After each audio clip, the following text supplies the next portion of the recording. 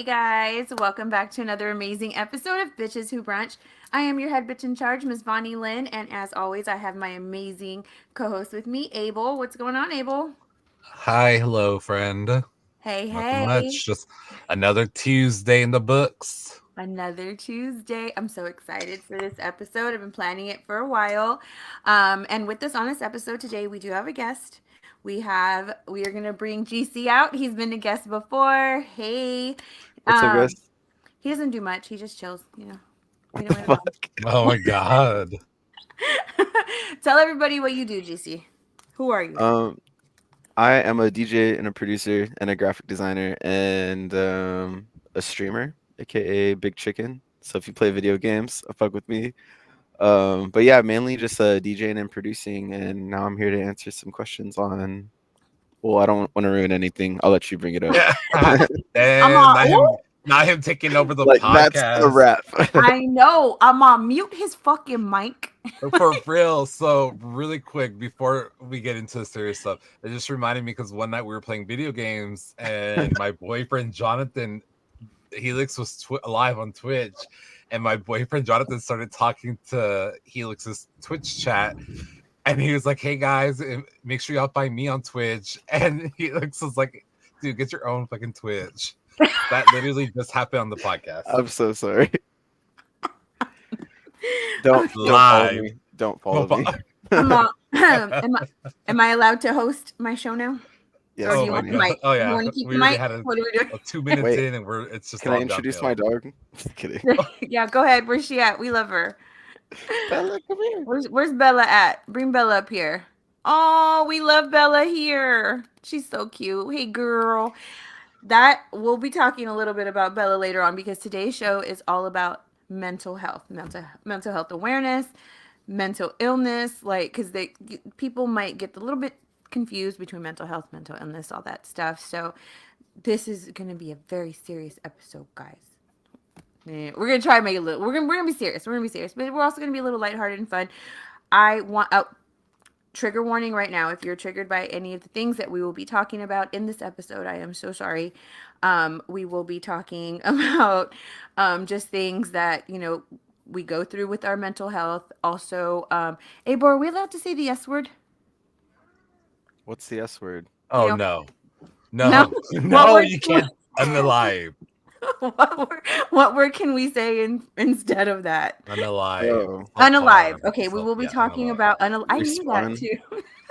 Yeah, guys, we're doing a test on my personal Twitch, and so if my personal Twitch gets banned, I'm gonna be pissed. By the way,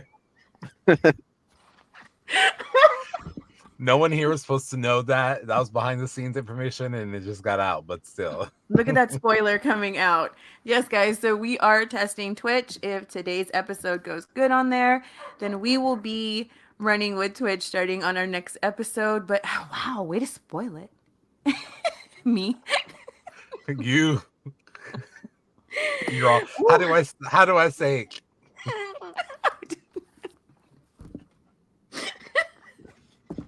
Okay.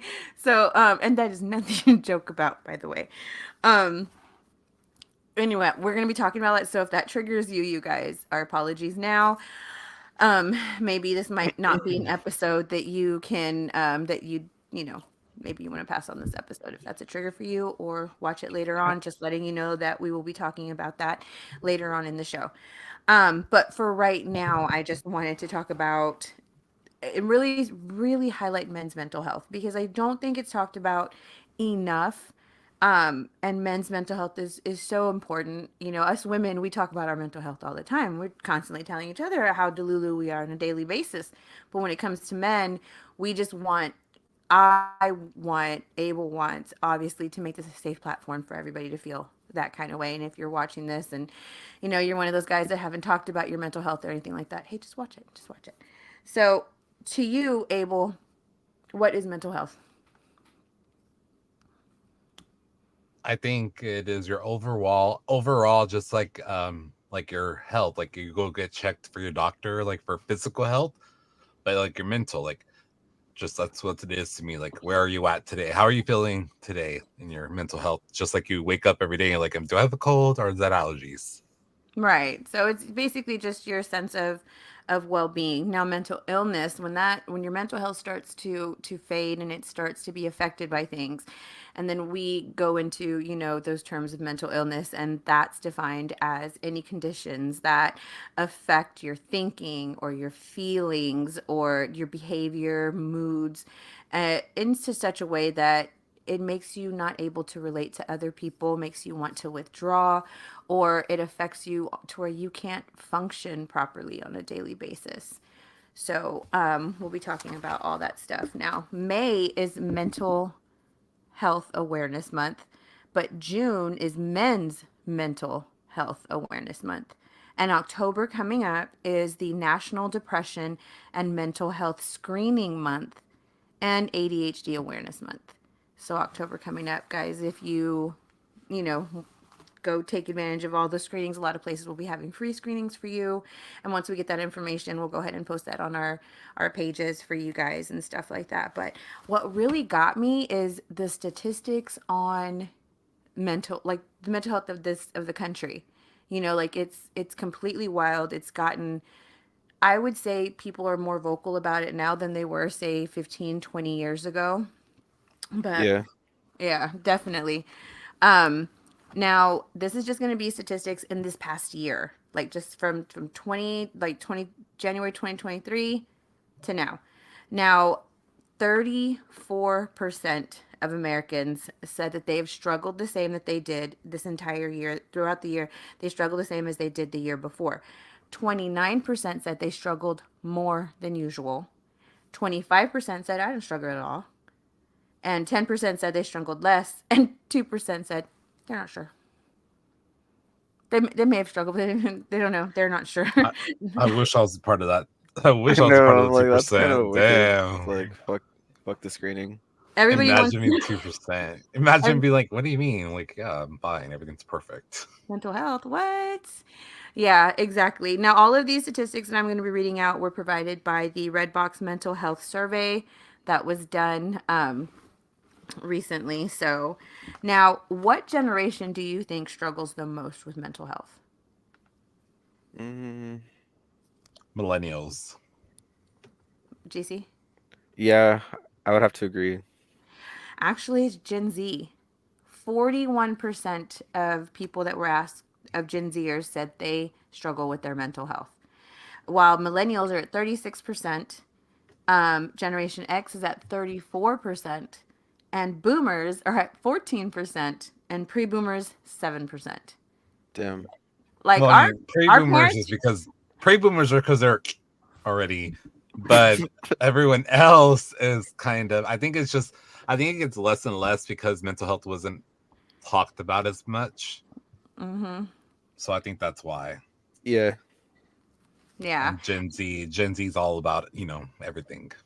Yeah, and when it comes to like the older generations and stuff, those I don't want to say they have it the hardest, but you come from a generation where especially men, you did not say when you were having a bad time. You did not say when you were in your head. See, hearing a 75-year-old man now say, I'm going through it, you're like, what? Like, what? Because back when they were our age and stuff, they weren't allowed to do that. They had to have their jobs, feed their families, do their to be a man. Like I think back then there was so much like not just masculinity, but a little bit of toxic masculinity so much back then that it was like society's like norm for them to not complain. So the older generation, I'm willing to bet this 14% is probably a lot of women, not so many men. Mm. So I don't know. Yeah, no, I agree with you. It's probably more of the women, but again, I think it's like a generational thing. So, um, I just don't think like you think about like your parents, your grandparents, your great grandparents, like they probably you don't see them. Kind of to your point, like also like when there's someone sick, like someone when they're sick, like you'll never know, and it's usually like the older, like your grandparents. You're like, man. And then so when your grandma or your grandpa are sick, it's like a shock to you because you're like, my whole life they were never sick, and then all of a sudden they're sick. Like it's one of those things. Like I think, like you said, the older generations were just a little bit tougher, but I think they also had like less than we did now, so it's also no fault to them or to us either. Like, you know, Right, because what was there to stress about so bad back then that now? Hey, Stormbreaker, how are Whale? Oh, there he is. hmm Back then, like there's so many more stressors nowadays, with everything. But back then we're talking about people that went through the Great Depression, like. I know, really. Think about like that could have been me. Like whenever everyone was getting drafted and had a what war was that? Like we had to go to war and stuff. Like everyone was drafted and everyone had to go to war. Can you imagine? World War I, I'm maybe I'm two. not going to war. I'm not going to war. My First biggest of struggle all, today is like, do I want to make my coffee or go get it? Like, I'm not going to didn't we war. didn't we say last time we weren't going to ask no history questions? Oh yeah, Because I do not know whichever what war that, war that was. whichever Didn't war they? that was. Didn't they Whenever draft the in both draft of them? started, Didn't they draft in both of them? No, there's more than two wars. Those are just the two world wars that you're talking about. there's not more than. So keep going. GC, What? help me up here, buddy. Am I you so I quiet? don't know. You're I'm so just staying quiet. quiet. Okay, Don't but ask me no. about this. So I really think when it comes to like with men, like statistically, men actually face more significant challenges with coming forward in their mental health than women do, because the main one is the stigma and masculine norms and stuff, because traditional gender roles, and societal expectations, they pressure men, to be strong and stoic and all this stuff. Even though, like nowadays, I know I hear it all the time. Women want vulnerable men. They want their men to be vulnerable, be more emotional with me, open up to me, like let me be your peace, let me be your safe space. And then the guy does it, and then they're like, "Well, I don't want to be with a fucking crybaby." Bitch, you Yeah, literally that's told that crazy. man. What? Have you ever gone through that, GC? Um, Not really. I feel like I'm pretty good about like expressing myself.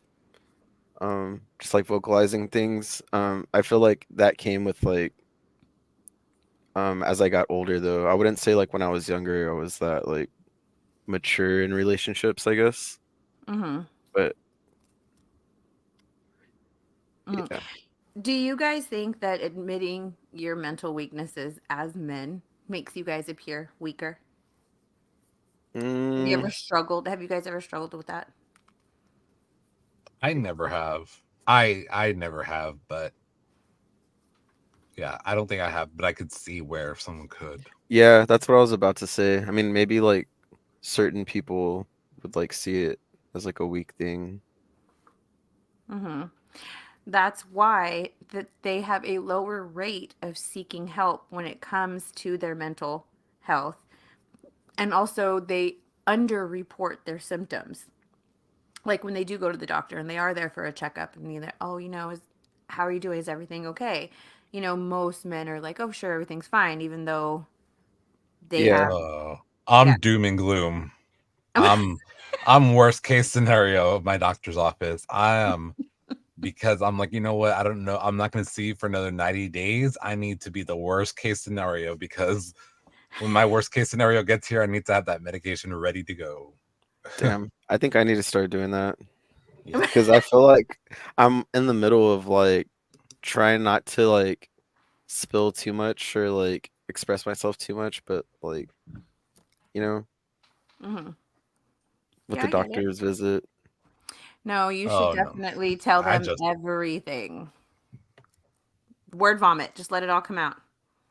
yep. Absolutely. The only But person like, I sometimes hold back with is my therapist because I'm like, she's gonna lock me up. That's But your therapist. What's the point of going to therapy if you're not going to be. other things that I want to work on when I'm ready, the things that I'm ready to work on. um Now also men sadly do have a higher unaliving rate than women do. Robert says if you work with a bunch of alpha males, it can seem that way. That's very true. That's very true. If you work around a bunch of men, it's hard for you to show that, emotional side, or just to be like, imagine like you work in construction, right? Just a whole bunch of guys out there on the construction field, and they're like, "Hey, what'd you do last night?" And a guy's like, "Well, I cried for an hour." Yeah. I think in general though, like even at work, I'm very comfortable with my coworkers. And if I had a bad night or a bad day, I'd be like, man, I'm struggling right now. Like it's been tough. I'll tell them, but I'm not gonna tell someone like, yeah, I was crying for 2.5 hours yesterday, or you know what I mean? Like, so I'll just like generalize. But I think that, but also I don't work in that kind of environment, so maybe that has a lot to do with it. To your point, Hmm. like, I don't know. Yeah. What do you think the most common mental health concern is? Like the struggle with mental health. As a guy, Yeah. um, I would say anxiety. Anxiety. yeah, but also like some type of like undiagnosed depression too. Well, I mean, they kind of fall hand in hand. So They do. Those are actually the top two, and not just men, but men and women. Anxiety disorders. Now, these are just the most common forms of them. They're not like all of the forms, but when it comes to it's anxiety disorders is number one with 19%. As far as all of the disorders go, and out of those anxiety disorders, 4% of them progress into um, hey Priscilla, hey damn Vonnie, hey, well thank you ma'am, you're so sweet. I know I try. But I did pop on earlier and I was telling the guys, I was like, how do I look? GC missed my birthday. Just throw them Sucks. out there. But out of those anxiety disorders, 4% of it progress into panic disorders. Now, people sometimes get those confused, anxiety and panic, two different things. And that's what I suffered from. But we'll talk more about that later because I do have questions from the I think viewers. I'm confused. I will explain that when we get Okay. there. Um, and then major depression does make up 10%, PTSD makes up 4%. Bipolar makes up 3%. Eating disorders make up 2%. I did not realize that was like a mental health thing, an eating disorder. I Yep. don't know why I did it. And then OCD, 2%. Now, the other types that are common are personality disorders, schizophrenia, sleep disorders. I think we all suffer from that one. Oh, they Uh, got me good with that one. What psych. happens when you check all the boxes? Oh my God. Damn, that's boss level up there. And then the last one, psychotic disorders, and I think we know a few people for those. But anyway, moving on. Now the age groups on those, like, okay, so we're gonna blast ourselves a little bit. I think we are all in different age categories, all three of us. So that's pretty awesome that we get to talk about like the different categories. GC, how old are you? 30. Oh, I thought you were in your 20s. Oh, No. look at you with the big boys. Abel, you're 36. 6. Yeah. Abel's 36. I'm 45. So on these age, for the percentages, the age group that suffers the most right now on this survey that we did was 18 to 25-year-olds by 33%. 33%. That's huge. That's Gen Z, you know. 26 to 49, that's all of us, 28%. And then 50 and older is 15%. What a significant like difference, Yeah. in that. That's that's pretty, I mean, yay for the older generation. So glad you guys don't have to worry. Don't have to I worry. know. I'm just thinking like the stress, like the anxiety. I think it's just how many people were actually truthful in taking that like the questionnaire or whatever, because you know what I mean. I just feel it aligns more with the younger generation being more open than even someone taking a private survey. The older generation. You know Hmm. why? Yeah. Because even the older generation, they worry about confidentiality, um, fear of losing status, whether it's social status, professional status. Even when they're taking these quizzes and these things because they don't want the person that's asking them to think lower of them, or you know what I mean, because that's the Yeah. mentality from back then. So yeah, that's all that goes into that.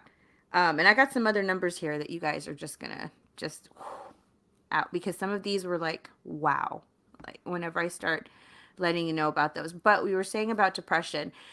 Now, women are twice as likely as men to experience depression here in the US. Around 10 to 20% of all women experience depression at some point in their life.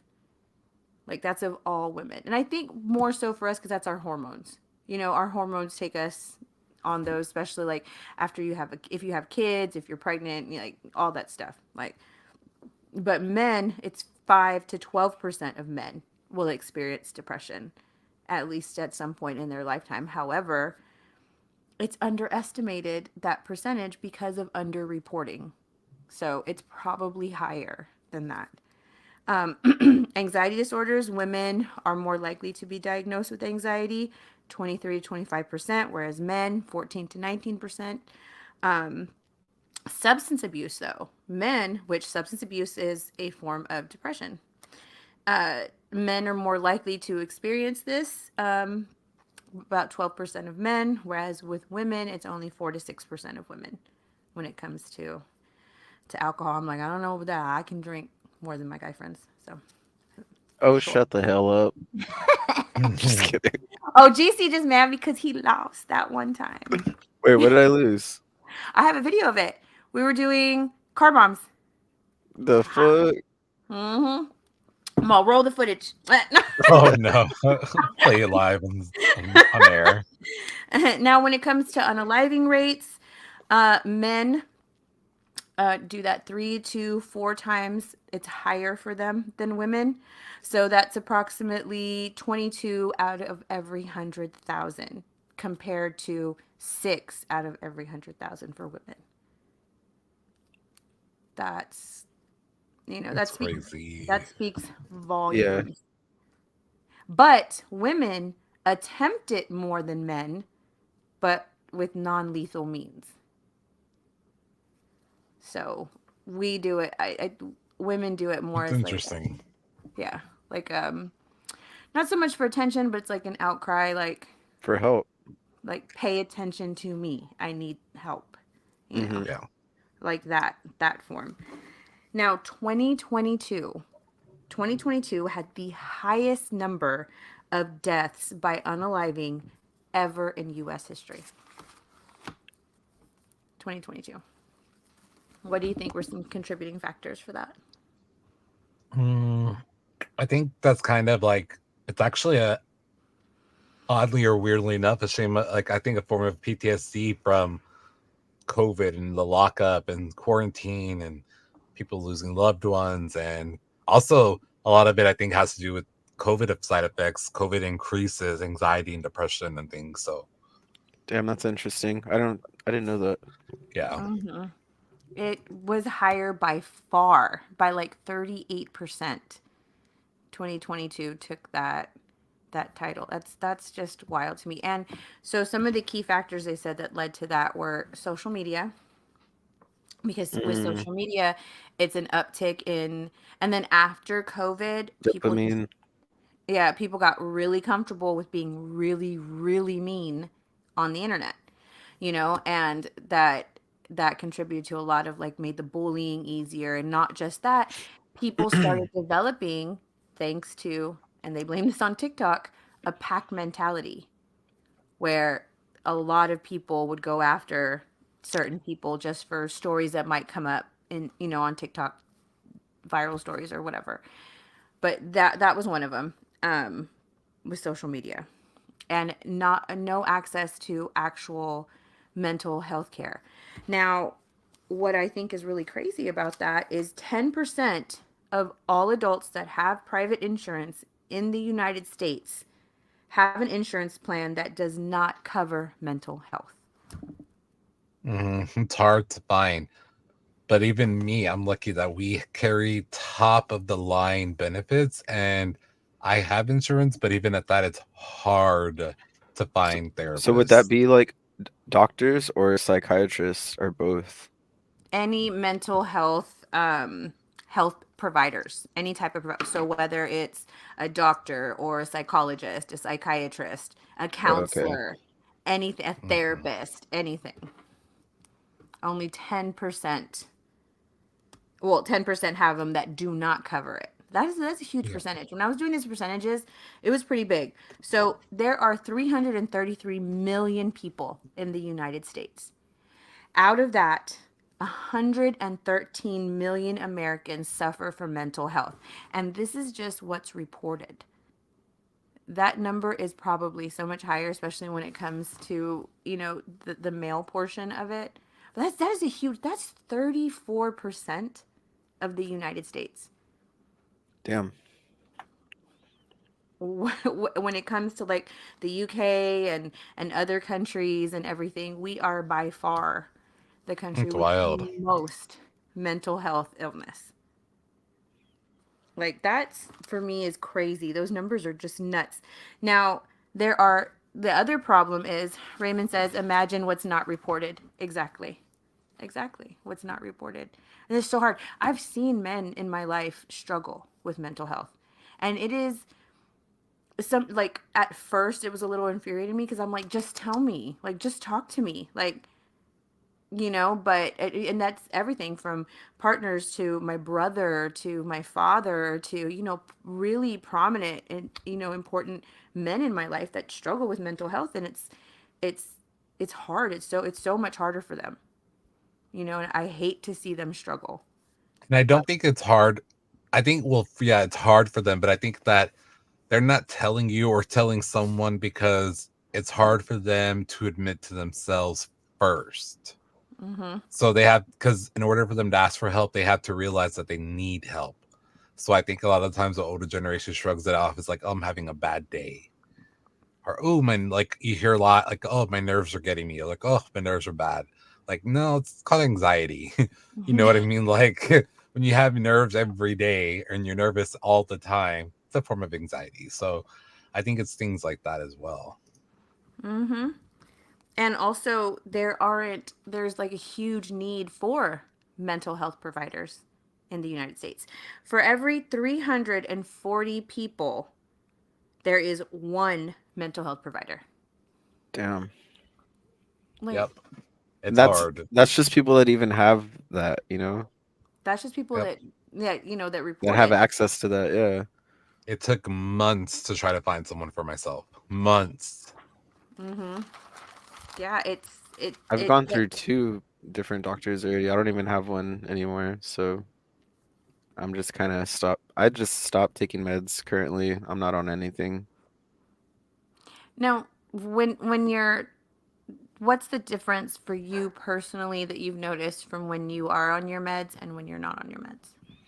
Mm, I don't, well, like I was trying some new meds, like with the new doctor, and I was having like these like withdrawal feelings from like the other meds I was on, and I Mhm. was kind of under the impression that I would just like get over that feeling like maybe like a couple of weeks into a month, but it was already into like I don't know, like a good like month and a half, and like I was still having these like symptoms of like withdrawal, like nasty feelings.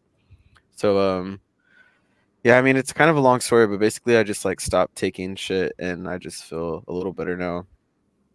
Yeah. And I think I really need to like focus on like diet and exercise too though, because I think that plays a big part in everything. Like not just trying to like pop pills and think everything's gonna be okay with the magical pill. It plays a huge part in it. And again, that is something we'll talk about later on, but I wholeheartedly agree with you on that.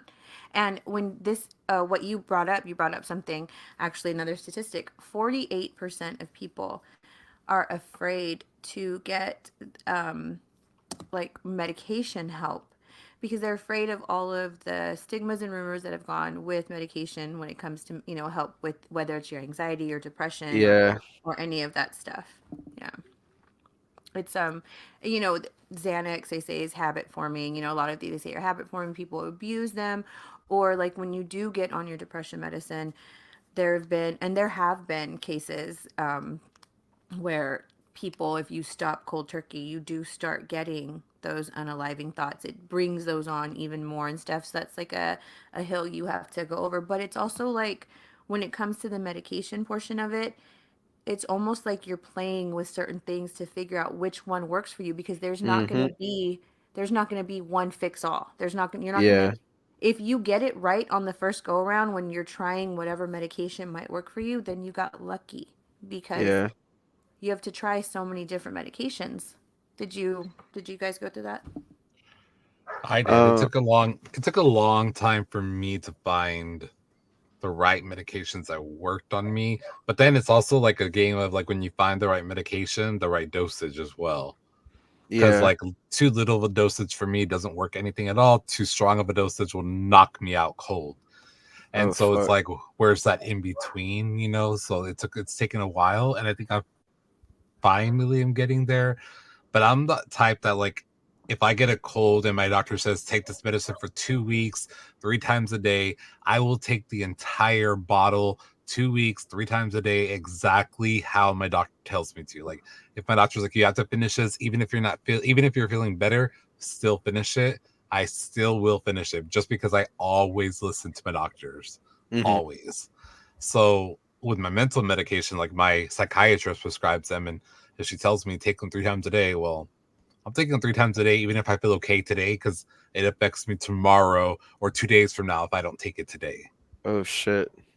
So that's kind of my, again, I just follow my doctor's orders, but So that's kind of my it's not like process. as needed with you. It's like daily. Well, my Prozac is daily, once a Mhm. day, daily, no matter what. And then my anxiety medications is up to 3 times a day as needed. So I don't have to take it, but I can take it up to 3 times if I'm having a really bad day. Okay. What about you, GC? How was your whenever you were on it? Um.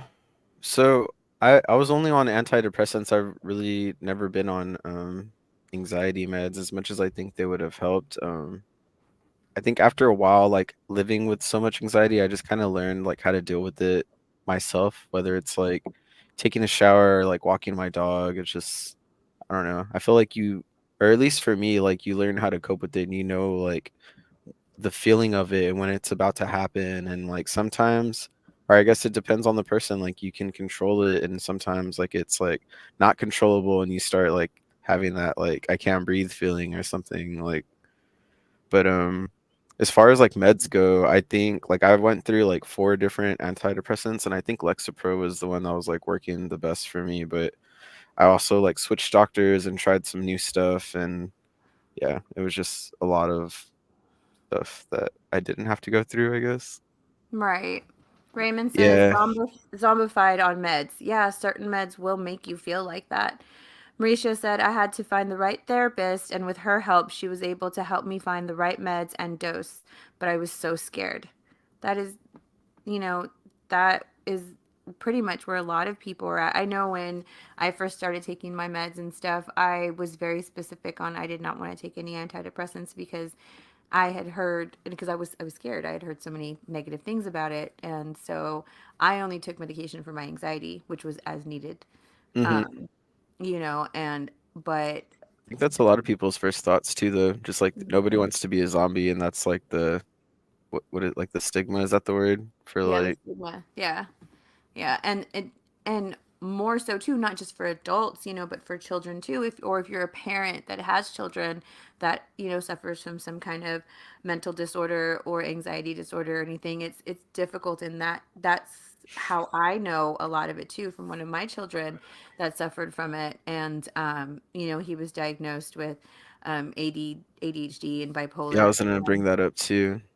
yeah, it's for him, find like when he first did it, I think they put him on Focalin, and that made him feel very, very zombified, and he did not like that. And so it was, and then it became, well, I don't want to take meds. And then and that's when he was younger. And then growing up into adulthood, he very much still is into, I don't want to take meds because of what happened. Not just that, there was at one point where one of the medications really kind of messed up his digestive tract as well. So Mm, he has PTSD from that now. yeah, And, you that's know, shitty. it can be a lifelong struggle for people, Literally. and then especially like for, a boy that has it growing up into being a young man, an adolescent, a teenager, you know, the kids are mean, Hmm. they so when you're a young man and you're getting bullied and stuff like that, you grow up into adulthood and stuff like that, the chances of you really trying to talk to people and admit to these things and stuff like that is just goes lower and lower and lower, you know. But yeah, so what was it that you would? Oh, sorry. Raymond says now as an adult, it's like, well, why are you taking meds? Are you okay? That's true too. Like, Hmm. people will, not just people like older. I find it like older, like if I have older doctors and stuff, because I've been to older doctors where they're like, suck it up. What's wrong? You're fine.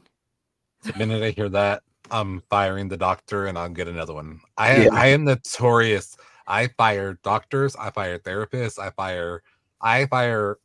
will fire everybody. I until I hear second, third, fourth, fifth opinion, or if I'm not satisfied, you know what I mean? So Yeah. Unfortunately, it goes like that. But if you are suffering from some type of mental health challenge or anything, the first thing that you need to remember is that you are not alone. There is such a huge community of people that do suffer more than like, because I know that's what helped me whenever I was first going through my bout of like depression and anxiety, especially with the anxiety and the panic and all that stuff. I went into Facebook groups that were specifically like for people that had mental health issues and stuff.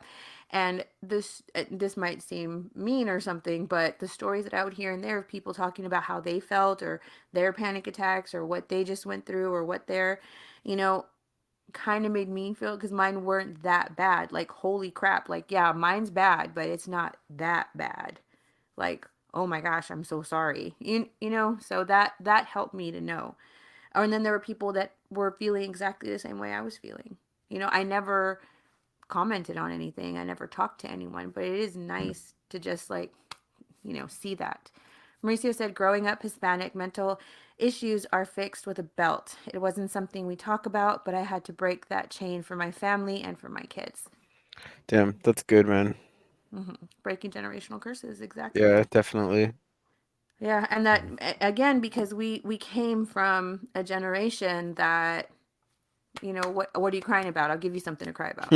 What do you exactly? That's funny. I mhm. mean, it's I not think funny, but I think we've all heard that. No, I think it's okay to laugh at some of the trauma that you go through. I mean, you can't be serious 24/7.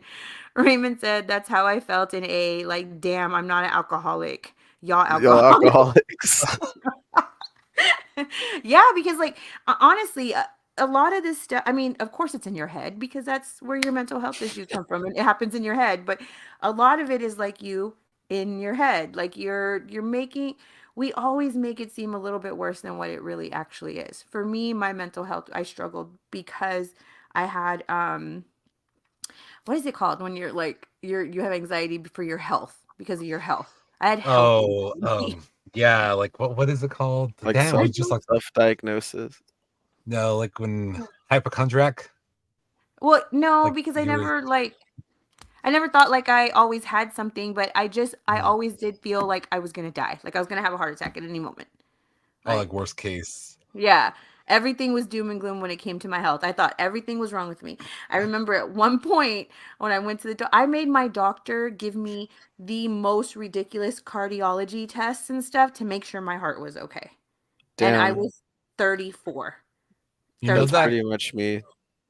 that's a form of mental health, like a mental health illness is one of the mental illnesses my doctor actually told me was because I have it, of course, is like when your brain automatically goes to the absolute worst case scenario for every and all things or things in general, like you hyper fixate on the negative Yeah, because your nerves and your anxiety is trying to get you to like prepare plan for the for to worst. brace, and that's actually a disorder in itself. Mhm. And I was like, damn, I have that too. I thought that was just like a symptom. Like you're And he's always like, waiting for the no. other shoe to drop. I'm always Yeah, waiting for the other shoe to drop. always. And so he's like, no, that's its own very unique form of mental illness. Like that's its own illness. I'm like, damn, I got another illness. Well, I don't know how unique it is There you if we go. all got it. We Yeah. all got it. How is it unique? But I think it's like anxiety and depression. Like it goes hand in hand. Like usually if you have anxiety, you have some form of depression or vice versa. I think it's like that. It's like if you have anxiety, you probably have this form of mental illness as well. Right. I think I have So, ADHD. I mean, I think Oh we yeah. all do. And you know why they blame that? The uptick in ADHD cases and ADD cases, they've gone up by 49% over the last 2 decades. And they blame that on um, your phone, because of how much phone time we Mm. spend. Raymond says the pessimism is strong in this one. Is that what it's Marisha, called? Abel and Marisha Marisha talking said about me. that's Always all thinking you, of the Abel. like worst case scenario. But yeah, they blame that on the phone because of how much screen time we take in, something about it making our brains work faster and blah, blah, blah, all this stuff. And I'm like, nah, I think I had this Huh? before that existed. Yeah. What the fuck?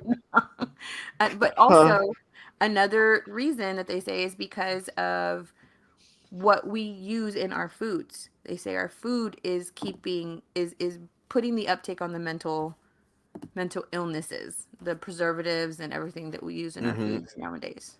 That's why so Yeah. many foods and so many things are outlawed in different countries, but they're okay here. Yeah, that's so strange. And that's why we have a higher rate of mental illness than any other country. And if you go back and you like look to see like when they started like outlawing those foods in other countries and stuff like I don't know, the numbers kind of But also math is. we should probably have the highest rate because we're also the largest nation. So, like, besides China, you know what I mean? Like, the largest. So, the higher population, the more. And then in China, they probably all suffer, most of them probably suffer from mental health. They're just not allowed to stay because the government tells you what you're allowed to stay there. So, they're not reporting. But, you know what I mean? So, it just makes sense that we have more. But I do believe that your food diet has something to do with it. But also, I feel like, Definitely. your environment as well, like Mm-hmm. your like where you live, and like if you live in downtown LA, your lungs and your brain are probably not functioning properly because of the smog problem there. Well, you know like the people in China, I refuse to believe you don't have some kind of depression or anxiety when you live in a cloud of smog 24/7. Because yeah, that's because how of they are in the China. Do they? In China? Oh, yeah, it's yeah, bad. It's bad. because of the overpopulation that they like. Yeah. Oh, Damn. there's yeah. Ugh, gross. So, if you are suffering from some type of uh, mental health issue or anything, there are some key factors that you can do. One, definitely is seek professional help, consider medication, reach out to someone you trust, practice self care, like what GC was talking about earlier, what he does when he feels, that's starting to come on. Maintain a routine, get enough sleep. Sleep is a big one. Manage your stress. Avoid harmful coping mechanisms. So that's like, oh, what do we do at the end of the day? We want to stress. We want to unwind. We want to have a drink, a glass of wine, something to take the edge off. Or take a gummy. Oh, a gummy, yeah. Definitely that one. Educate yourself on it. Um, be patient with yourself. I think that's the biggest one. Give yourself grace to know that you are a human, and this is normal human feelings. Whether you're a man or a woman, it doesn't matter. Give yourself grace. We are our own worst critics. So at the end of the day, just give yourself some grace and remember that you are not alone. Now, if you are a partner or a friend and you support someone that is struggling with mental health, there's a couple of things that you can do. And the very, very most important one is listen without judgment. So that one is very, very important because that is what creates that safe space for someone to be able to talk to, especially if you're a partner of someone that deals with mental health issues. Be present and remember to validate their feelings. I think that's a big one. Please don't say, "Oh, well, you shouldn't be feeling like that." How are you gonna tell me what I should and shouldn't be feeling? We gonna fight I now. honestly, I honestly think the best thing you could do is like listen, like you said, actively listen, like actively be there and listen, but don't have any commentary. Don't give your opinions, don't give your thoughts, don't give your suggestions. Don't say, why don't we go out for fresh air? Don't say, well, let's go to the gym, or don't say because you don't know your person is coming to you just to unwind and let it out, and you should just listen. And then at a later point, when if and when they ask you, that's when it would be appropriate. I don't think it's appropriate to. That's why people need in my opinion, everyone needs a therapist, because therapists they have no take on your life. They don't win or lose on any outcome. They gain or lose nothing from your conversations. And Mm-hmm. so they are literally an outside perspective. And I think that everyone should, if they can, see a counselor of some sort. Mm-hmm. Yeah. I feel like if someone comes out like to me to like just like vent like you were saying, I would like give them different options, not necessarily just be like, let's go to the gym like right off the back, even though that is something that I think would benefit. But I think I would be like, or like, if you just want to talk, like I'm here for you. But I think like I would throw like a bunch of different options out there, like eating or a gym or like the beach, like getting some sunlight or something, and then at the end, just like throwing it out there, like, or if you just want to talk, like I'm here to like let you vent. Yeah, I think I would throw out options if they say I don't know what to do. When they say that, I cope like I console them a little bit, and then I'm like, do you want to hear maybe some ideas and stuff? Because I know sometimes when I'm in that state, I just want someone there. I just want to, like, even if I'm not, I don't even have to hug someone. Even if I'm just like leaning up against someone, I don't know, the proximity of somebody feeling like a little bit of their weight next to me, like a weighted, like a weighted blanket, and stuff. Just some kind of pressure. That's what I need, pressure. It's like your On me. version of a trust fall. Mm-hmm. Yeah, that. Um, Also respect their boundaries. Please, that's a huge, huge one. Is respecting their boundaries. Um, and watching for warning signs like of when it's coming on when you're with them and stuff like that. And just remember that if this is your person and everything, like, you don't just do this one or two times. Like, this is a long-term kind of thing. They might have this for the rest of their life, which they probably will. So learning to cope with it and in healthy ways and encourage the positive coping strategies is very important, especially when it comes to a relationship with someone. Now, Raymond said, knowing you exist next to something. That right there. Mauricio said, I grew up to always be strong and never show emotions. And man, I think Abel is the only person to see my breakdown in like years. I always find a way to hold it in. Yeah, that's typically what happens too. You just bottle so much in to where you can't take it anymore. So eventually it's gonna come out one way or another. Mm-hmm.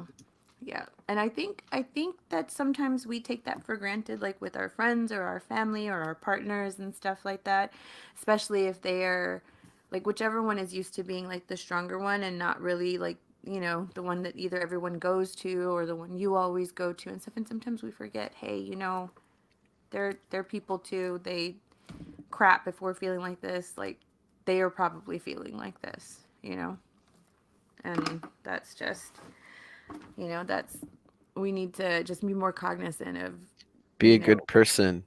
yeah. That's why Yeah. sometimes if someone's giving me attitude somewhere or anything like that, sometimes I will say like, I'd be like, well, you never know what they were dealing with before they got to you. You never know. But I do have some questions from I got 5 questions. So the first one is, do you ever just cry? Um, Stormbreaker says, good talk, guys. That was a good one. Thank you, Stormbreaker. Appreciate you. Um, do you guys ever just cry? Yes. Yeah, but low key it's cause like just like random shit. Like sometimes I'll hear a song that's so fucking good and I'll like tear up. I'm like this shit is like so good. Mm. Oh, I like Literally that. cried. I literally cried today, and I opened my email when I got to work. I opened my email and said, "Oh no, tears!" Like literally, I'm not lying, I'm not exaggerating. Tears. I I was like, cried. "This is too much." I cried yesterday, and for me, it was a song. It was a song that made me cry. Raymond Oh said, fuck. without reason." Um, yes, there have been days sometimes where I'm just driving, and then all of a sudden, I will just start crying, like out of nowhere. Like, Yeah. even if it's like I'm having a good day, like I'll just start. I'm like, what the fuck is happening? Who am I channeling? This ain't me. I'll start Damn. checking on all my friends. I'll start. Are you okay? What's going on? Is everyone good? Mhm. Damn. I don't think that's ever happened to me. That's interesting. Yeah, it's I don't know, weird. But yes, yes, we do just cry.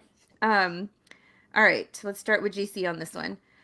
How do you handle your mental health on bad days? Like, I know you talked a little bit about your coping thing, but like, how do you handle it personally? Like, are there ever times when you like retreat, going on yourself, maybe don't cope with it so good? Like, how do you handle it? Um, well, I think like an outlet for me is definitely like music. Like I love creating music or just like DJing or something to just like get my mind off of stuff. Like even like gaming or going to the gym. I think I mentioned that earlier too.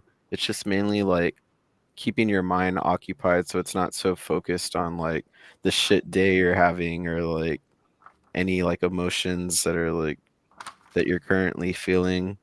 That's just me personally though, like, I have to occupy my mind with something. Because if I'm just, like, sitting in my bed, like, trying to watch a movie or something, like, my mind is just gonna be focusing on that or, like, hyper focusing on other things.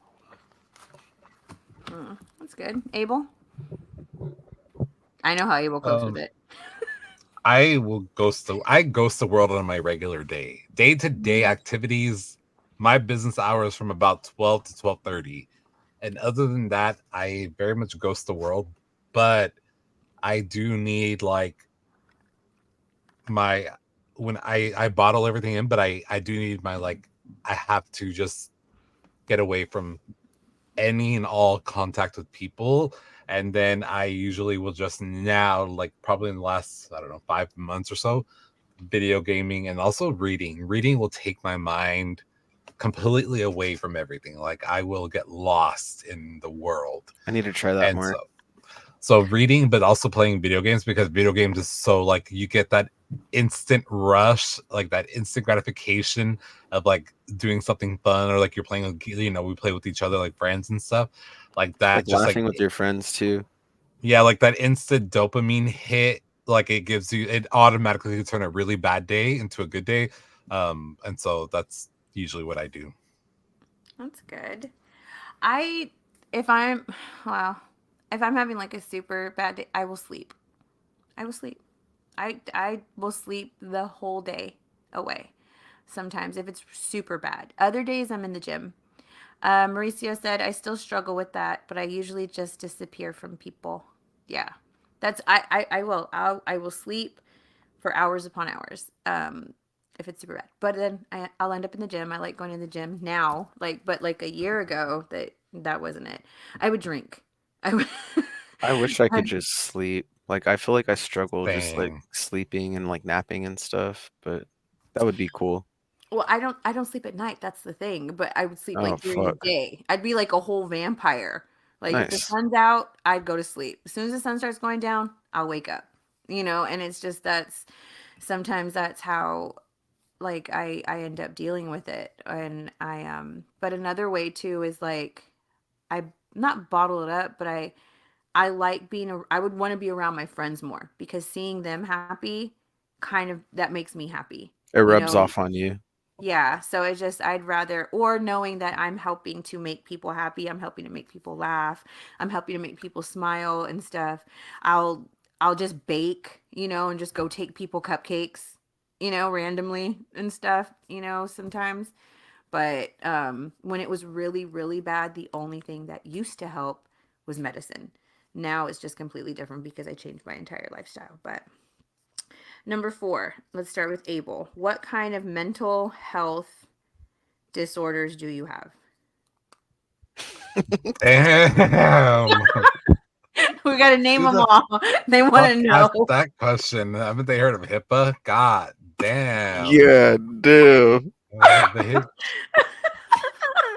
They said, admit it.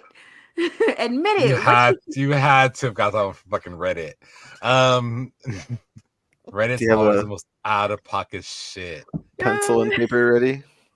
No.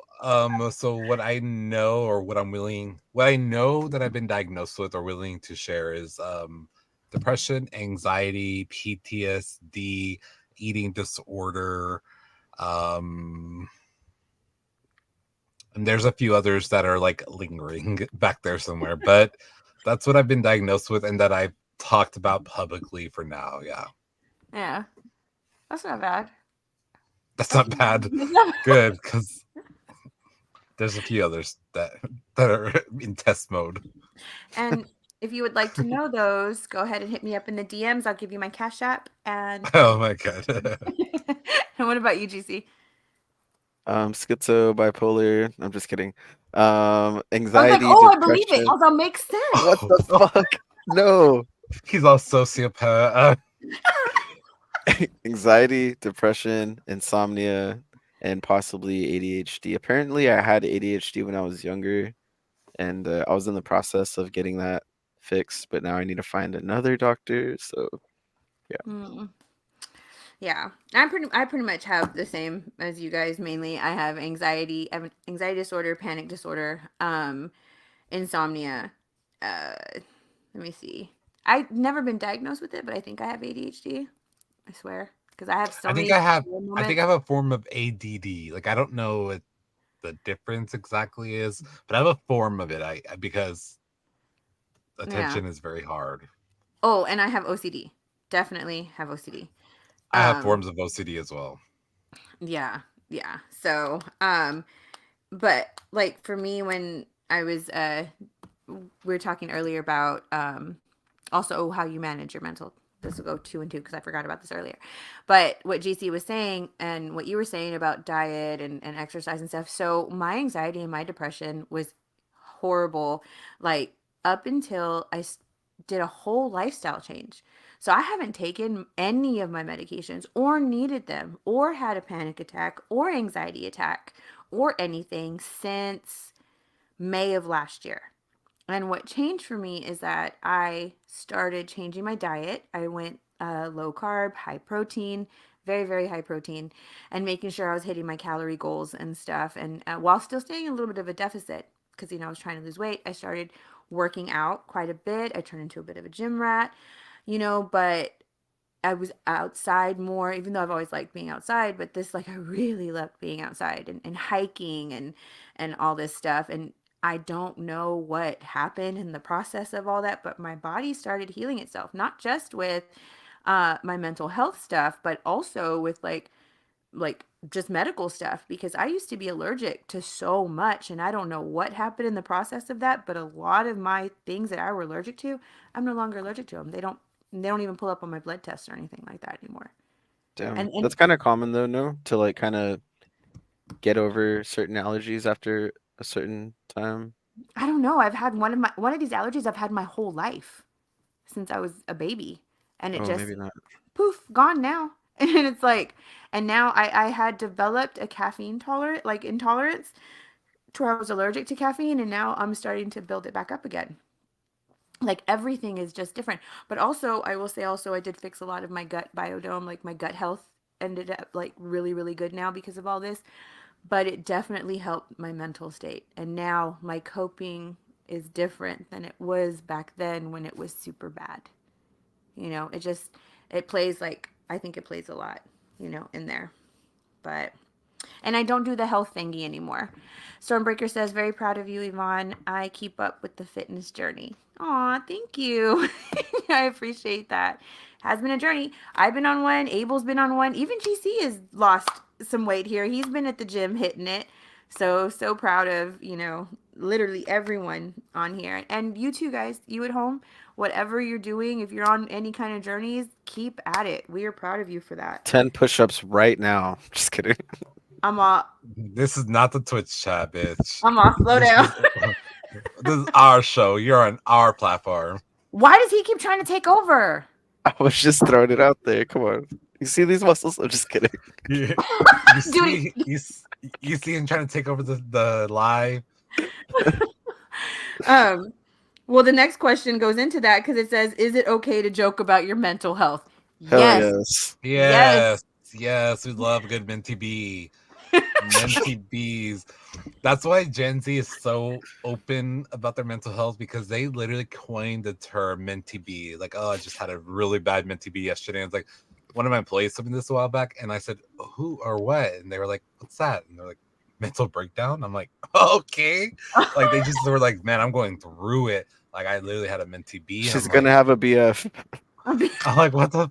So yeah, Oh, definitely. so we're just doing those all day, every day. And Mauricio said, definitely laugh it up. Exactly. Oh, You have we love to. a good, just mentee Bs all around. I love a good mentee bee. I have a mentee Yeah. bee with my star bees. They go hand in hand. Um, okay, this last question might fuck us up, guys. Okay, so what happened in, let's start with GC. What happened in your life that messed up your mental health the most? If you can talk about Um, it. If you can't, don't worry about it, but or at least like something that was like something that, you know, you had a mental health struggle with. mm, so I think the main thing for me, like my anxiety, it was from like I was dating this girl in high school that had anxiety, and like after she told me like what her symptoms were and like what anxiety was, like I had no idea. But like once we like broke up, like I started having these symptoms. It was fucking weird, and like I didn't really know it was anxiety because like I thought there was just something wrong with my heart, and I was like having like these heart palpitations or something, like self-diagnosing myself. And like I was in and out of the hospital because I thought something was wrong with my heart for the longest time. And then they finally, like after so many like tests, like the AKG test or whatever the fucking heart tests are, um like everything came back fine. They're like, there's nothing wrong with you, like it's probably just anxiety. And I was like, wow, like I guess I have fucking anxiety. Those So heart that, palpitations are the scariest thing. I, yeah, and most of the time they're harmless. Like they're just, but feeling your heart pound and then for stop no and then reason. Yeah, pound like and you're just like yeah, chilling and then it's just like do do do do do. It's yep. scary as fuck. Till this day I Literally, like, yeah. to this day, you what? I I was just saying, like, till this day, it's still the same. Like, even with my heart, like Yeah, my like even though I know there's nothing wrong with it, like I'll always like be concerned about it, you know? me as fuck. I'm telling you, I made them even do the sonogram on my veins, on my thighs, on my arms. Like I made them do every single test on me because I thought the same thing. Yep. I And feel everything you. was fine with you. Yep, everything was fine. That was perfect. They're like, Yeah, oh, it's fucking crazy. yeah, It's so crazy. and it's so scary. My biggest like heart palpitation one. I remember it like it was yesterday. I was driving out of HEB, and all of a sudden I just felt it, and I thought I was gonna die on the spot, and I was driving, and it was the scariest thing in the world. And I ended up having I went from anxiety to full blown panic, and it literally took big amounts of Valium to finally settle me down. It was horrible. Sheesh. It was horrible. That was like 3 years ago. Is Four. Valium a painkiller? No, it's so and that's because I had already taken my Xanax. So I had already taken like almost a whole Oh bar of fuck. Xanax. And I Really? was Damn. I was shaking, I was crying, I was about to scream, like everything. And when I got to the hospital, they gave me Valium. So Valium is like kind of like Xanax, but stronger and works like on a different spectrum than the Xanax does, but it's Is that what meant they to give to calm you me before down. surgeries? Yes, like if you're freaked out Okay. about the surgery, they give you Valium. Or like when you're on a Mm. flight, like if you're gonna go on a flight and you know like you have flight anxiety, your doctor could give you some Valium for the flight. Yeah. What about you, Abel? Um, so mine is two. Sorry, I was smiling because I was like, Bonnie, not everyone's doctor would just give them a Valium before they could fly. But Shout out my doctor. I'm not who will remain nameless so she doesn't get blowed up. Oh, so it's a girl, huh? yeah. um, now I think mine was two probably things in my life. I think being over. I've I've had eating issues for a long time. Um, so I think that like just in general, my eating was is like the trigger for my anxiety and depression. And then the probably the passing of my sister is like what triggered me to start looking for mental health help. Like, so I knew my pretty much my entire life that I struggled with mental health, but I didn't seek help until she passed. And that probably saved my life because like this week is a tough week for me mentally because it's her birthday yesterday and the week that also she passed 3 days after her birthday. And so it's normally a very emotional week for me, and I don't ever do anything during this week. Like this week I'm only working 2 days at work and I'm done. um but that tells you that my mental health journey's come a long way because I'm able to sit here and talk about it without completely having a mentee be, um, because of numerous therapists' help and healing and finding love and all the right things. So And we're so proud of you for that journey yeah, because it Yep. has Go been a you. big journey for yeah, you. It really has thank been. you. Um, yeah, that all. And I think for me too, for mine started when my mother passed away because of what she passed away from. It just highlighted a lot of um like physical health issues with some of the women in my family. So that got into my head, and I think that's what started my whole thing with that. And then, just how she died and stuff, just like that. It was so bad to where like I had not gone back to her grave. Like it took me a long time. I want to say it took me over a decade to go back to her grave, like ever go visit it. In my mind, my mom was off somewhere having a good old time. Like, I never really wanted to acknowledge it, even though I would talk openly about it, and how she died. Because a part of how she died, it was we had to do this whole like nursing home abuse and neglect thing because that is part of how she passed away. So I would talk about that portion of it, but I would not talk about the other portion because to me it was like out of sight, out of mind. And then the second portion of it, it was being in an extremely toxic relationship with a very toxic, abusive partner, and going through things like being essayed and stuff. Those were really, really bad trigger things or things that happened bad for my mental health. But now that I'm able to talk about, being in a part of a generation now that you can talk about it so openly now is that definitely helped. You know, It's like first date talk. You just like trauma dump on the first date. yeah. Actually, yeah. Tell them all your traumas and see if they really want to stick around. Yeah. That's called adventure dating. But I'm on. You're What's Abel muted, saying? I Abel. can't hear him. What are you over there saying, Abel? We see you That's talking. probably for the best. No, no, no. What was you saying? I said Bonnie calls those normal people would call those red flags. Bonnie calls it a good time. Yeah. That's Six Flags. I'm a season pass holder. Tell me all your trauma because you know why? Because you know why? What's a woman's famous line? I could fix him. I could fix. Mm. And Girl, we can't even fix ourselves. Stop it. pendeja. We live in the land of Delulu. It's all right though. It's okay. But all right, so guys, any last words for people or men specifically out there that are struggling with mental health? What would you like to say? Just wanna pretty much recap on what you said earlier. Like you're not alone, and reach out to your homies or your loved ones and try some of the methods that we all spoke about, and find your way to just be healthy and a better and good person. Mm-hmm. Hmm. Abel, Yeah, just find somebody to talk to when you're ready. that's the important thing. Don't feel like you have to until it's gonna put you or someone in danger. It's not. You don't have to. Until that point, I think that, or if you're close to that point, I think when you're ready and you feel comfortable and you can trust someone, do that. Yeah. I just want to say find your tribe. Find your tribe because they that is like so amazing for you. I love that I found my tribe and these two guys are very much a part of my tribe. So I am so thankful and grateful for them. Also, give yourself some grace. And also guys out there, let's not be toxic with the other men out there. Come on.